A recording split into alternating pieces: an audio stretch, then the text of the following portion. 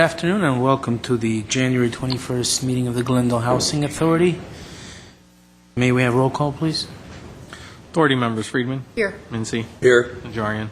Here. Razian. Here. Montero. Here. Weaver. Here. Chair Sinanian. Here. What's next? The agenda for the January 21st, 2014 regular meeting of the Glendale Housing Authority was posted on Thursday, January 16th, 2014 on the bulletin board outside City Hall.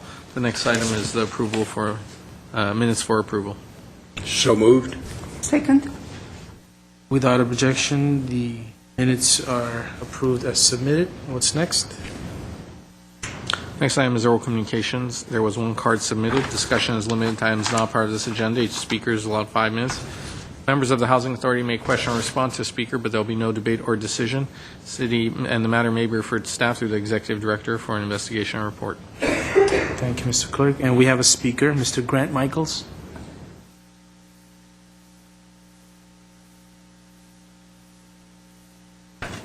Good afternoon. I'm Grant Michaels, President of the Montrose Verdugo City Spar Heights Neighborhood Association. I would like to continue the discussion of the historic preservation of 12 Oaks. The support in the community remains high, and I would like to encourage the city attorney to complete the report coming back to council for options for historic preservation. Additionally, I'd like to respond to comments that were made in regards to property rights. I'm very cognizant of this issue and would like to remind council, as the history has come to light, it was the Fifields who originally purchased the property, and through their trust and subsequent foundations that were formed, their opinions of preserving the property in perpetuity to serve the elderly in the community was well known. Thank you very much. Thank you, Mr. Michaels. Do we have we had Jay Platt or anybody look at this property and do any kind of historic assessment? Just to see, to give some opinion once, so we have some guidance as to whether, and I would assume that if there was indications, thanks, Mr. Michaels. I know that the owner would have to submit it under our ordinances unless it was exceptional. Right. But it would be good to know, because I know that also if properties are potentially eligible for the National Register or the local register, and I'm not saying this is, but if it was, that might then trigger an EIR if someone was going to demolish it. So what is the process for us determining whether that's the case?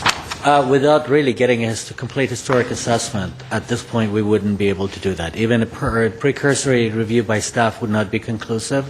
So it would really need to be with the participation of the property owner at this moment. So while we have collected as much information as possible, we really could not, from a staff standpoint at this moment, step in and say this is historic or not. Well, if it was something that someone wanted to demolish, could we require them to do a Yes, historic assessment? if somebody wanted to demolish it, they would have to come and get a demolition permit, and at that point we would require historic assessment. So at least there's that level of protection. There is that level of If there was going to be protection. demolition. Right. Because just so that Mr. Michaels understands, under our ordinances, the property owner would have to submit it to be a historic property. That, to put it on the city's register in any case. We, as a council, can only do that in very exceptional circumstances, which I don't know whether this would qualify, but you're talking about things like the post office, really a very high standard, I would think, because it has to be, I think, unanimous or a 4-1 decision on this council. It's 4-1 for us to list something against the owners. Majority, so it would have to be 4-1, so there's a lot of hurdles. But at least before it's demolished, I think at that point is when we would require a historic assessment, and then we would have to vote on that, whether we would accept their determination at that point. Right. If there is a historic assessment and constitutes a conclusion that the property is historic, we will not issue a demolition permit. Okay. That is usually the case. So maybe the community can take some comfort knowing that step would have to go through before the city would issue a demolition permit. And Right. Not without an EIR anyways. Right. They would not be able to do a demolition. Okay, thank you. Mr. Garcia, what's the status of the issue of 12 Oaks in Oaks? general? Yeah, what's happening? As far as I know, there have been some communications with National Charity League and the owners to discuss some sort of preservation, but we've, other than copying on some letters, there other additional information. Is there a lawsuit pending by the league against There the is, owners? yes. National Charity League has filed a lawsuit, and that litigation is ongoing. And so as part of those, mediation efforts, there's been some discussions, but we're not really privy to them. And do we know if there are any willing purchasers for the property that would want to keep the property serving its old function as opposed to something else? I think there's one entity that's approached the owners and National Charity League, and I don't have the name of them right now, but I believe there is one that's approached them. I don't know where they are in terms of the status of their discussion. Okay, thank you. We're closing the oral communications. What's next? Next item on the agenda is Director of Community Development Services related to the 2013-14 Housing Authority budget for legal services in support of affordable housing activities. 6A1 is a motion approving a change order to the professional services agreement with Kane Balmer Berkman in the amount of $45,000 for a new not-to-exceed contract total of $305,000. 6A2 is a resolution appropriating $16,000 to fund the change order. If you have any specific questions, I'm sure Mr. Lanzafame can answer them. Essentially, the firm that we have used for many, many, many years that has done good work for us, has participated in the cost reduction that we have asked of all of our contractors, and which represents us on a pro rata basis on any number of housing and redevelopment dissolution issues and efforts.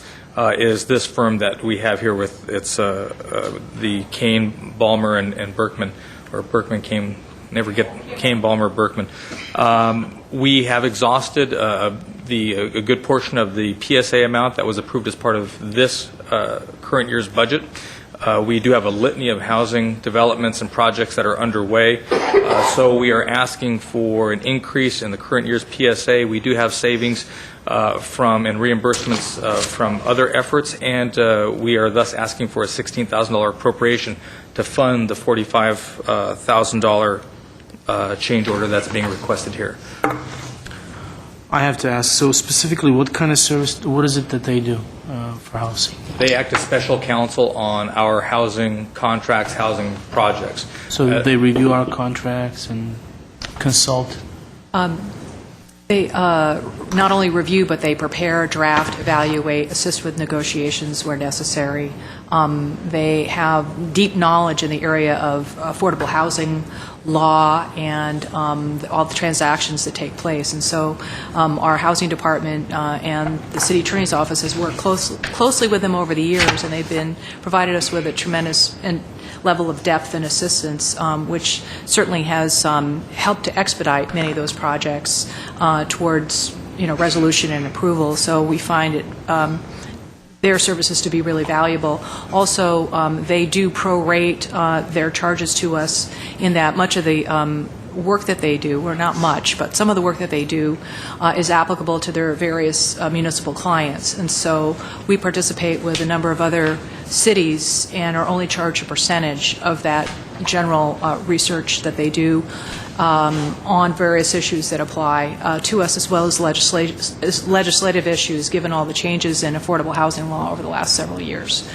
So it's been a very cost-effective contract to date. Okay. Other questions? Do we have a motion? Move 6A. Second. Roll call, please. Authority members: Friedman, Yes. Incy, Yes. Najarian. Yes. Barazian. Yes. Arrow. Yes. Weaver. Aye. Chair Sinania. Yes, next item. Was that for both, or do they need to take separately? Thank you. Next item is authority member staff comments. I have an announcement next week and the week after, and specifically on the dates of the January 27th, January 30th, and February 3rd. We are going to hold a community forum, specifically an affordable housing community forum. It's going to be the same forum on each one of those days, during which we'll have a lot of information about the status of affordable housing in the city of Glendale, including, technicalities like how waiting lists work, where we're at.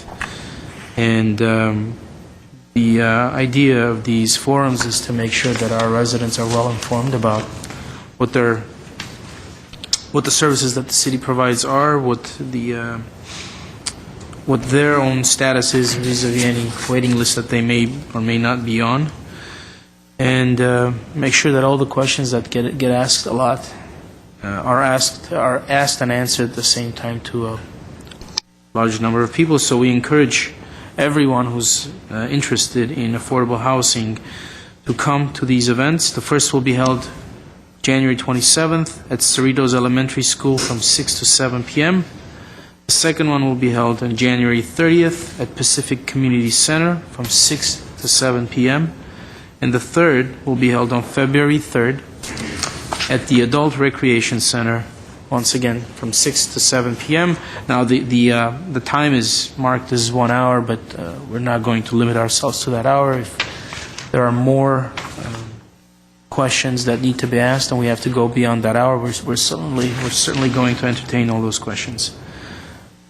That's it from me, unless anyone else has. Yes, I'll Mr. move Mincy? we adjourn. Second. And we're adjourned at 3:18 p.m.